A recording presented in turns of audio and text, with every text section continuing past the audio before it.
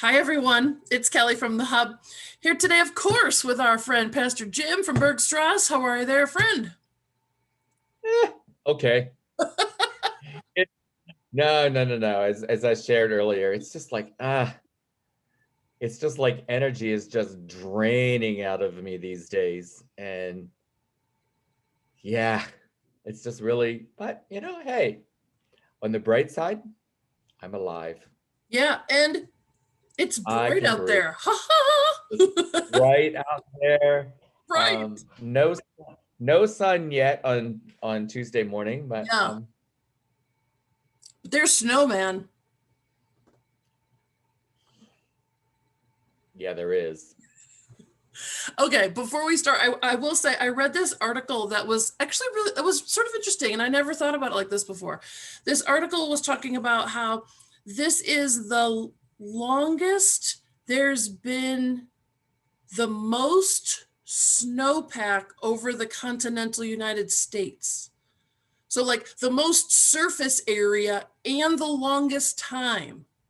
And I thought, well, that's interesting. I mean, I'm not talking about, I know there were horrible things that happened and people are bad drivers. I know all that stuff. But like from a 10,000 point per, like 10,000 foot view, I thought that was a fascinating thing. I think I saw that same article. I didn't read it, but I saw it, or It at was least saw a cool. picture, and it was like, is like what, 2/3 of the country, something like Yeah, that? like well, I mean, like 67. right, we never expected that like San Antonio and stuff would get snow, like and have it be like a snowpack, not just like four flakes. So I thought that was really fascinating, and that I just thought that was sort of cool scientifically. I thought that was neat. Yes, I'm not moving to Texas to get rid of winter, to be away Well, from I think winter. I mean I let's just say this. I hope that they learned about why it's important to be interdependent in terms of a power grid. I understand it doesn't matter if I agree with their decision making about why they chose that, but I hope that they understand that being interdependent can sometimes be a very helpful thing. But that's a whole other conversation. So That's another day, Kelly. it's It's another another day. text. We keep a list. So people, you guys don't know. One of these lists up here is a list of things that we talk about another day. And so the topic that we're really talking about today is about so we're closing in on the 1 year anniversary of when we sort of shut down, not like when we had the first case, and we weren't really sort of defining it yet if we go back a year from now, and this whole COVID pandemic thing. And so I think that a lot of us in lots of ways have been thinking about, is this a new like what is normal, what is normal now? What do we take from old normal? Is old normal new normal? All that sort of definitional stuff. And so Pastor Jim and I this morning, while we were talking about it, came up with our lists. Well, we could talk for days about, oh, I had to have three things on my, I like rules, but whatever. So, one of the first things, Rule. rules.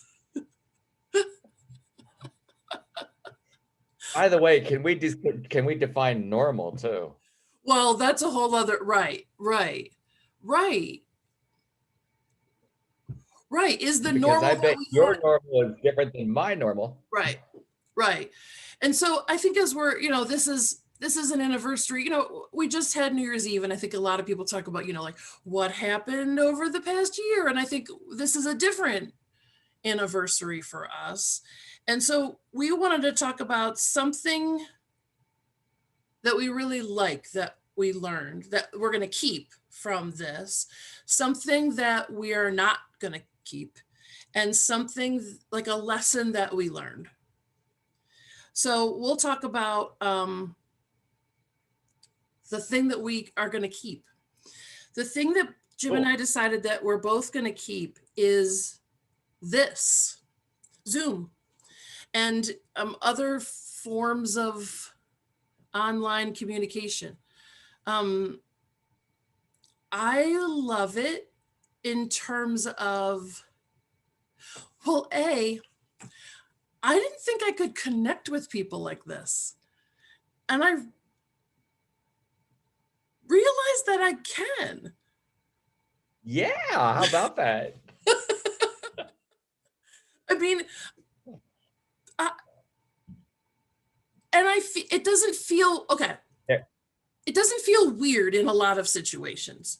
I mean, my time with you is we could be at a restaurant over coffee, or we could be doing this, and I feel just as comfortable with you in this medium. It doesn't work for everybody, let's be clear. Yeah, and let's be honest, yeah, it doesn't work for everybody, and it's not really appropriate for everything. True. But it is it's a great opportunity that I would have never foresaw the results of it. I mean, there are some practicalities of it for me that are really nice. Is that I used to drive to Harrisburg for meetings. Now I walk 50 steps into my office at home. So there's that I like about it. And the other thing too, Kelly, is when you say about how never thought you could do this. Well, even as a pastor, and we moved to doing some online worship where at some point it was pre-recorded and now we live stream. Yes, it's with another congregation, which in itself is another thing that I want to keep, or that I hope that we can continue to keep, is that when we first thought about doing a worship service in front of a camera and all that, it was like, we've never done this before. Well, yeah, you're right, we never did. But I can't believe how many people we've touched with it. Yeah.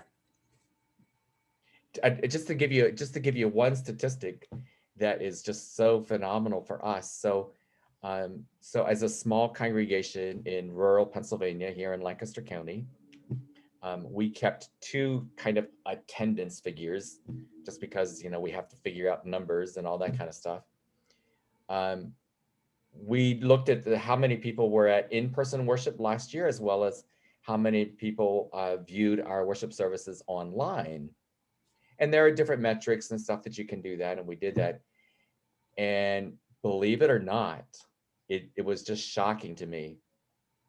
Our in-person attendance for worship was around 35 people a month or a week. Our online attendance and view, 3 times that, at 104. That's a huge deal. It's a huge That's deal. a huge deal. Yeah. It's a huge deal, which creates a whole different scenario and how we even think about how do we continue to do ministry. Right. Things that we've never, thought of,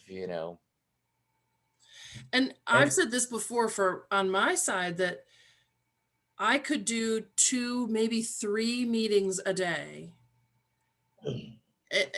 Interviews and meetings and conferences, and that 3 max, because just the drive time alone getting to places was, and you have to, you're not running in how that works.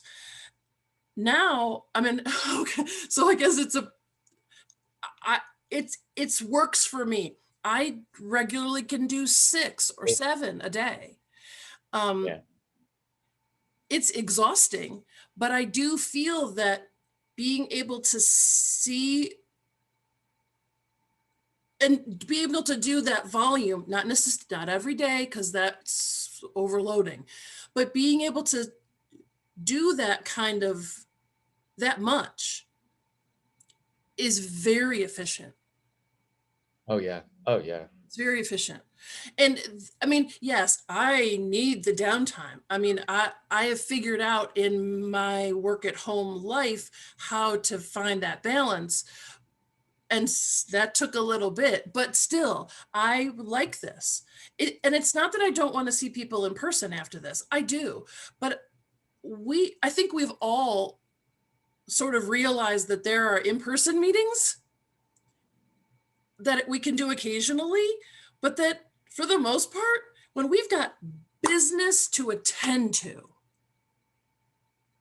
let's do it like this, man. Just bang it out. because every meeting that I've been to has been, probably time has been cut in half. And that's not travel, that's just FaceTime. It's like, yeah.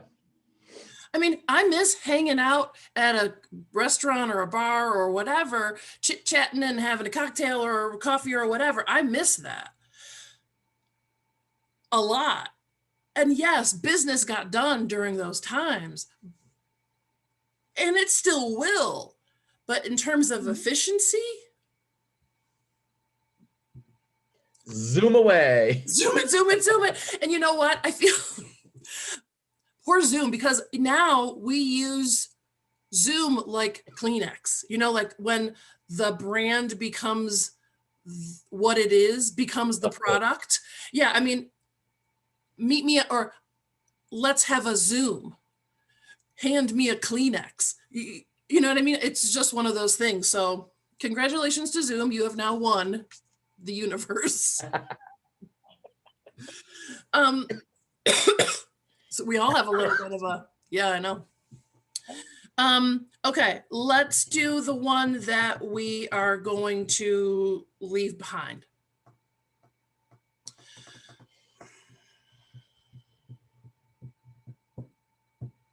I don't know. Well, let's just say it. What I am going to not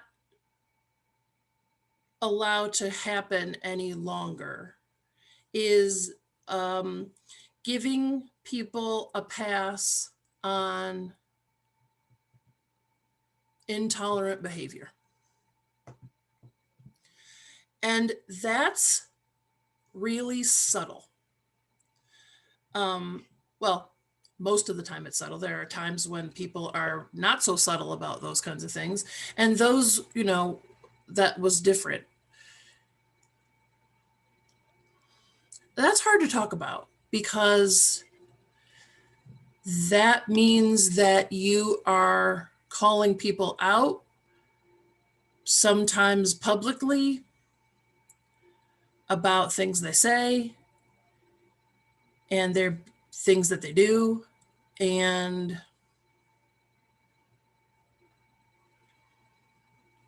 that can be really challenging. And I agree. It is hard to talk about. And as much as I want to say, that I hope to do that, I hope that I have the courage to do that. And because for me, yeah, go ahead. I'm sorry. For me also, and this kind of relates back even to the very first thing that we talked about, is that because of Zoom, I've been able to have conversations with a group of people where we've talked about this kind of stuff, where we've become aware of things that have taken place in our world, locally, nationally, internationally, where our behaviors and our actions are very inappropriate in how we treat one another. And I think that's one of the things for me too, is that I want to work on. But like I say, I admit because, I'm somebody who doesn't like conflict, but I also understand, no, there's a difference between conflict and truth and authenticity, and maintaining not only my own personal integrity, but the integrity of a particular community I'm a part of, or my nation, my state, wherever. And I think it's time that we all learn to call out inappropriate behavior. And not. No, go ahead. And I truly do believe there are ways to do that express love and care and concern. Yeah. And not as a point your finger at, you're horrible. No. Right. No. But there is a way to say, like, do you know, I'm not sure that I see it the same way as you do. This is how I experience it, and this is what I believe. And we can agree. We don't have to agree on everything. But dang it, if something is hurting another person, it cannot be tolerated any longer. Yeah. I And also, I think that's the effects of a pandemic. It just makes us yeah, more aware of our deepest person and who we are. I also hope that people will do the same with me. I am not a perfect human being. Um, but also knowing that there's a difference between joking and being serious. And that can be really complicated. And I absolutely understand that. So I hope that the same can be done, reciprocally. And it's, Yeah. as I was thinking about this, I thought, I gave passes to people in the past on things that I was like, afterwards went, oh, oh, we can't say that. Come on now. And this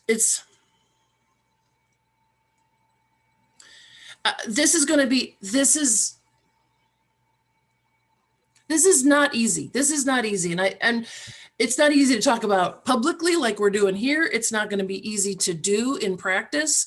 But you're right. It never has to be mean. You can talk about these things with people and say, did you know that this is what that means? Or did you know, although there's lots of ways to be able to have that conversation. And there will be I think, ramifications of it. yeah. And I do, well, and I mean, this could be challenging to understand also, is that I think we need to learn to do some of our own research, and research that has facts to go with it, that has information to substantiate, what we are learning. And I think that's also a challenge too, that um, again, just another, I don't want to go deep in the rabbit hole, but we know there is so many outlets there of where we gather our information and what we do. And it happens because we all question the validity of it. But we also forget to check the behind the scenes. Yeah. And get to the root of where it came from, and not just the surface of it. Yeah. So that's the one that we're not gonna let continue. Yep. Because it's important to us. It's important to our work. It's important to our essence. I mean, truly, I mean, it ties back to what we talked about last week. It's important to both of our core values. It's important to our survival as a human Yeah. race. Yeah. Yeah. I can't watch other people get hurt like that all the time. It's just, yeah, I can't do that. Okay. So that's that one. And then the next one is one of the lessons that we learned. And this is, I took some of my family time for granted, whether it was my husband and I doing things. You all know my family lives far away, so I don't get to see them. It's not like every weekend I can just pop in, or my mother walks over, or whatever. So the times that I got to see my family were special and very special to me, but I still think I took those times for granted. And so I will no longer do that. We talked about this. I haven't seen my family in, God, it's forever. It's 2 birthdays for my niece, Fiona, and I was there every single birthday for her. And Chris, I mean, all of it that we've all done. And so I am promising not to take that for granted. There's going to be a moment when a family member is going to say, and I'm going to be like, nope, take it all back because life. But yeah, I'm not taking that for granted at all. I too have learned some things about family over this last year. So some of you may know or not, I'll tell you right now, is I have a son who lives with his family in Italy.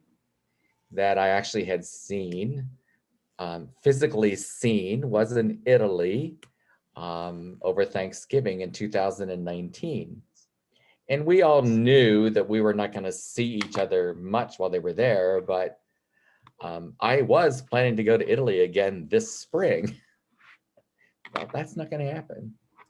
And the same way is I have my other son lives in Virginia outside of Washington, D.C. And just for health reasons and safety reasons, we've not physically seen each other. We saw each other last summer, for a weekend.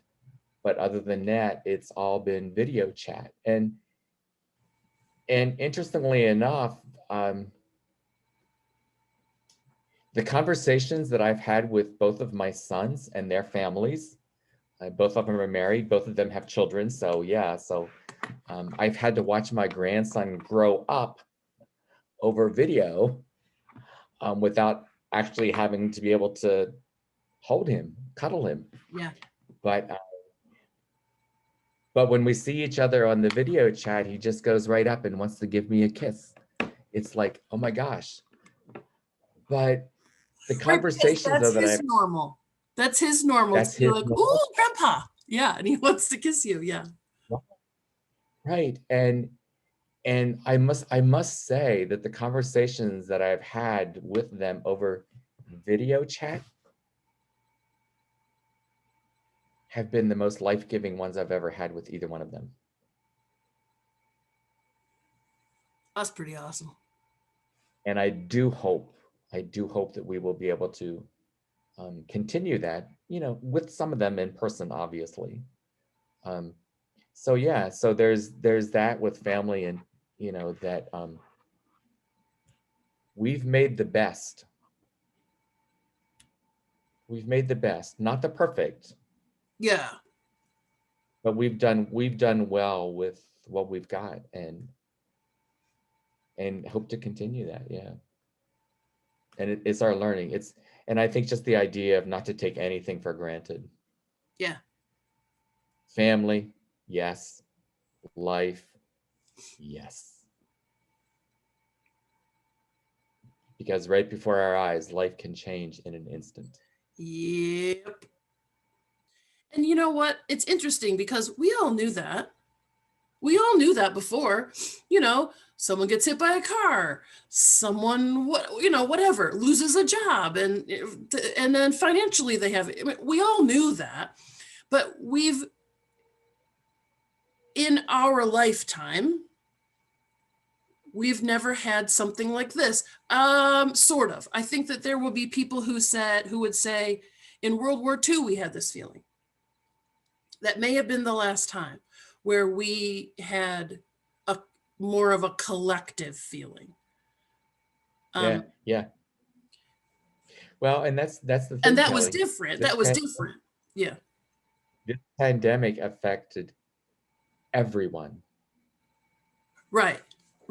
This isn't everyone. Right. And I think like before, like when there was a tornado, that was a very local or regional problem, or like issue. If there was a flood, it was a regional or state issue. If there was, you know what I mean? Like stuff like that. But now no one has escaped, no matter where you are. That's right. And pardon me, the hope is to create that collective, is to I don't know, it's like, I guess that's my philosophy, sorry, easing right out, is that to create that collective, you're responsible for your everybody's around you, because we're all doing it.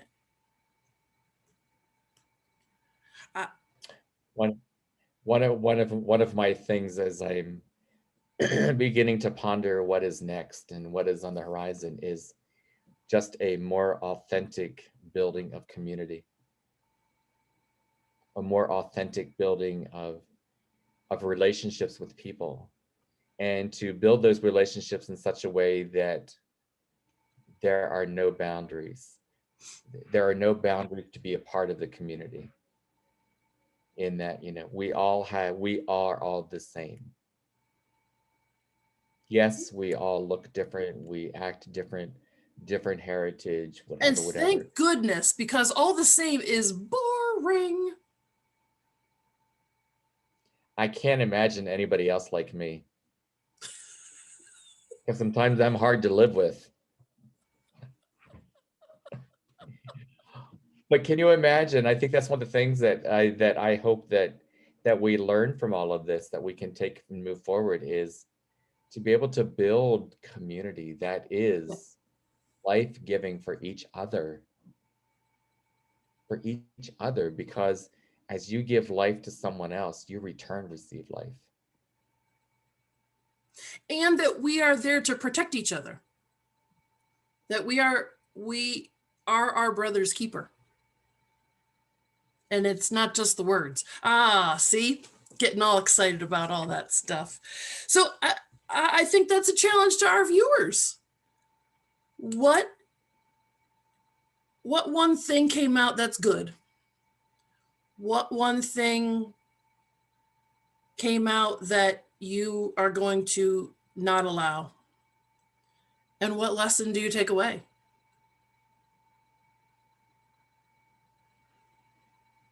It's not an anniversary that I'm like excited about. But it is what And it I want to is. celebrate every day. Right. But it's here and we have to be thoughtful about it and then move forward intentionally and thoughtfully.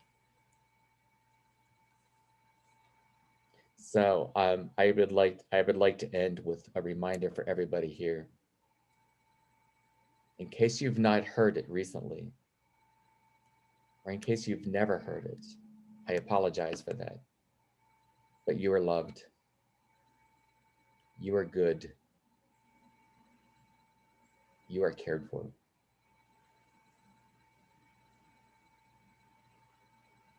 Thank you, Pastor Jim, as always. See you, Thank you, everybody. Kelly. See ya.